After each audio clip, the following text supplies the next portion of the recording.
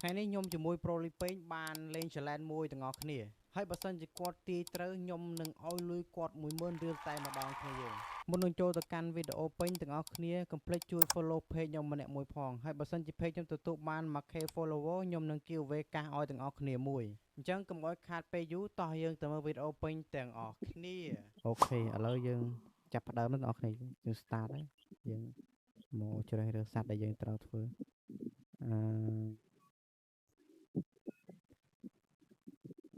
យើងយកសត្វនេះអស់នេះប្រូប្រៃយកហើយតែប្រូសត្វហ្នឹងអីឥឡូវប្រៃសួរខ្ញុំមុនខ្ញុំអត់ដឹងសួរអីនេះប្រូសត្វរ៉ៃហ្នឹង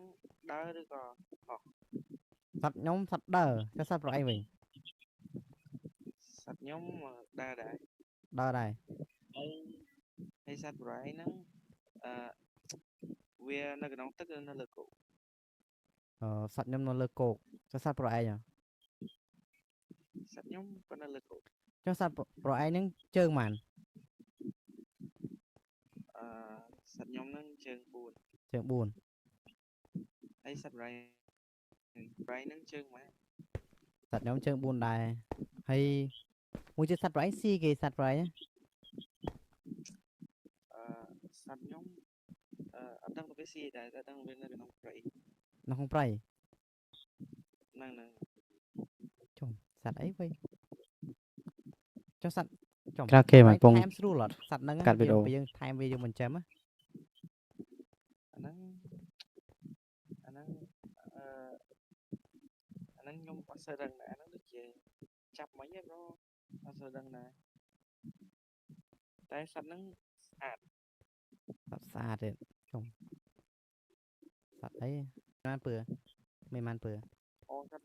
ខ្ញុំមានតែ2ពើខ្ញុំប្រាប់ពើទៅដឹងរហូតមាន2ពើហ្នឹងសួយផ្សេងហ្នឹងវាដើរជាគ្នាតែប្រូសត្វហ្នឹងសត្វខ្ញុំអត់ដើរជាគ្នាឃើញវាមួយប្រូអញ្ចឹងភាគច្រើនដែលឃើញគេចាំអត់សត្វហ្នឹងតាមយើងលេងសត្វហ្នឹងភាគតិចតែគេយកវាទៅចិញ្ចឹមភាគតិចហើយសត្វរ៉ៃហ្នឹងនៅតំបន់នេះគេសត្វខ្ញុំនៅតំបន់ព្រៃព្រោះព្រៃខ្មៅពេលហ្នឹងខ្ញុំអត់សូវច្បាស់ដែរសត្វវាដឹងវាអត់សូវច្បាស់ដែរចុះឥឡូវប្រហែលទាសត្វខ្ញុំសត្វអីគេឥឡូវខ្ញុំរត់នឹកសិនចំសត្វអីគេវិញមាន2ពើខ្ញុំទីតាសត្វរ៉ៃសត្វអីគេប្រូសត្វអីនេះសត្វសេកយ៉ាអូចុះសត្វខ្ញុំរ៉ៃទីសត្វអីគេសត្វប្រៃចាំតិចខ្ញុំកំពុងរនឹកចំសត្វអីគេ2ពើឆ្កែវាមានច្រើនពើខ្លាឃ្មុំចឹងខ្ញុំគិតថាសត្វប្រៃនេះសត្វនេះខ្លាឃ្មុំអូខេឥឡូវចម្លើយប្រៃខ្ញុំត្រូវឥឡូវចម្លើយយើងចូលមើល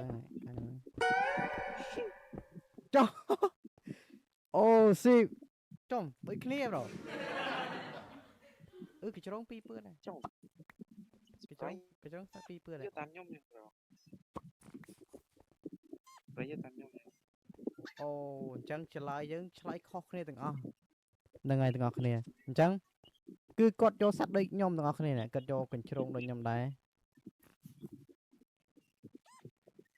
គាត់យកសត្វកញ្ជ្រងដូចខ្ញុំដែរ